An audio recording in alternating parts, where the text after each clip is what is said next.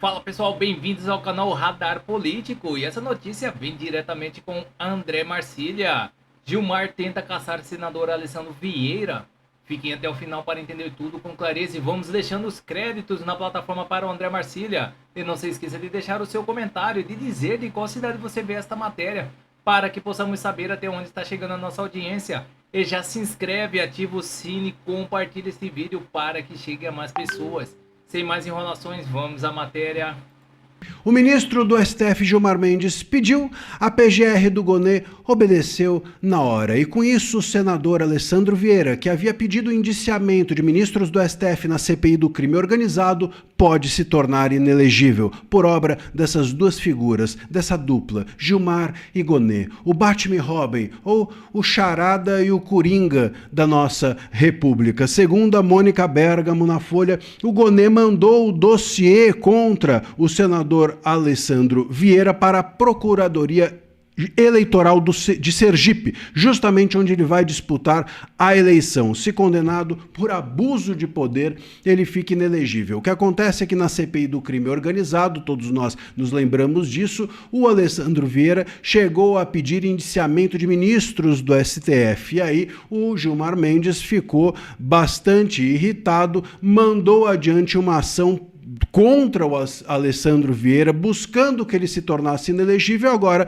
a PGR do Gonê tocou isso adiante e essa é a notícia que a Mônica Bergamo traz. O Gonê alega que só o STF pode indiciar ministro do Supremo. Primeiro que, enfim, o Alessandro Vieira não indiciou ninguém, ele pediu que fosse indiciado, já está errado aqui de saída. E depois que o indiciamento aqui é por crime de responsabilidade. O crime de responsabilidade, quem julga ministro do STF é o Congresso, é o Senado, não é o Gonê. Quer dizer, o Gonê parte de uma premissa errada e ainda chega a uma conclusão técnica mais errada ainda. Mas aqui, meus caros, a gente está tratando de algo que não tem nada de jurídico. O Gonê, ele é e sempre foi um menino de recados. O Gonê, ele é o que o Bessias era para Dilma, o Gonê é para os ministros do STF, e assim tem sido. O recado aqui não é só para o Alessandro Vieira, o recado é para o parlamento. Olha, vocês que no ano que vem talvez se componham mais à direita, vocês que no ano que vem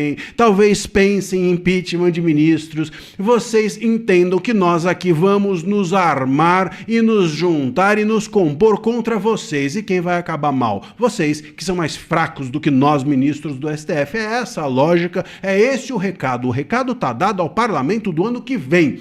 O recado não é só ao Alessandro Vieira. Eles não estão nem aí para o Alessandro Vieira. Eles estão preocupados com o Congresso, sobretudo o Senado do ano que vem, que pode promover, se mais à direita e corajosamente agir, pode promover impeachment de ministro. Esse é o medo do Gilmar, esse é o medo de toda essa turma. E o recado é para os próximos, aqueles que serão eleitos. Olha, fiquem na sua, porque senão nós vamos para cima de vocês. Agora, é incrível pensar que o Alessandro Vieira, ou que qualquer parlamentar, ao fazer o seu ofício dentro de uma Constituição da República que confere a esses parlamentares imunidade parlamentar para falar, para pensar, para escrever, para votar, eles vão lá, votam, entendem que é dessa maneira que deve ser feita a CPI do crime organizado, tocam adiante, pedem o indiciamento e aí eles são acusados de abuso de poder. Pelo amor de Deus, abuso de poder é quem não respeita a Constituição e vai para cima desses parlamentares que fizeram nada mais do que o seu trabalho. Ô Gilmar, você não gostou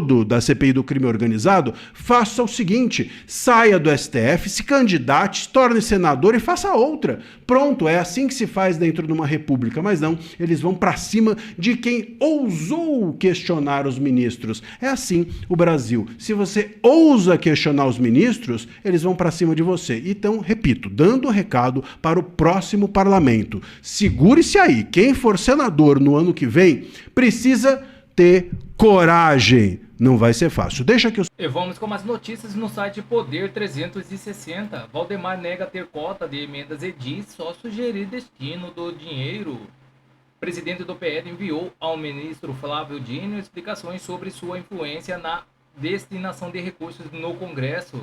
O presidente do Partido Liberal, Valdemar da Costa Neto, negou nesta segunda-feira que tinha cota reserva ou poder sobre o envio de emendas.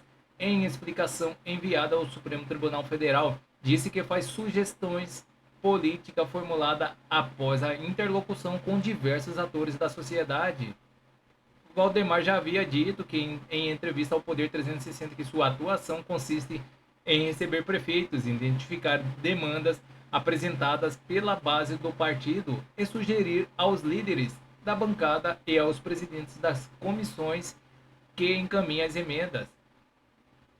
O ministro Flávio Dino determinou em 10 de julho a suspensão dos pagamentos de 119 milhões em emendas que podem ter sido direcionadas por Valdemar da Costa Neto, que não tem mandado no Congresso. No documento enviado ao STF, os advogados Marcelo Bessa e Tiago Fleury disseram que cabe ao partido, inclusive ao seu presidente, recolher informações, promover debates, articular posições e participar das formações das preferências que mais tarde serão submetidas aos procedimentos estatais e aos órgãos públicos competentes para decidir os destinos das políticas públicas.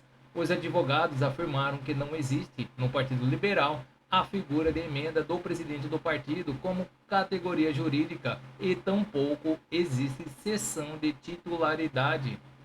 O que pode existir é uma sugestão política formulada pelo presidente após interlocução com diversos atores da sociedade, submetida aos filtros e decisões independentes do processo parlamentar regular.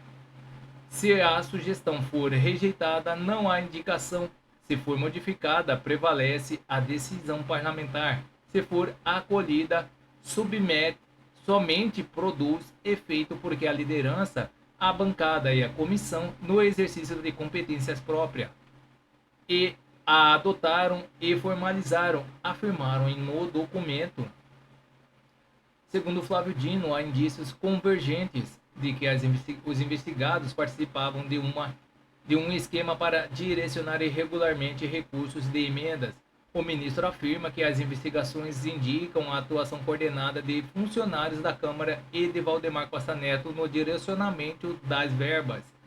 A defesa do presidente do PL disse em 10 de julho que a decisão de Dino é exposição pública prematura da investigação. Em nota, os advogados afirmaram que não há nada de criminoso na articulação de interesses nacionais e regionais por um presidente da legenda. Então é isso, pessoal. Essas são as notícias que estão circulando nas mídias da internet. Não se esqueça de se inscrever, deixar o seu like e clicar no sino para mais informações sobre política. Agradeço a todos pela audiência.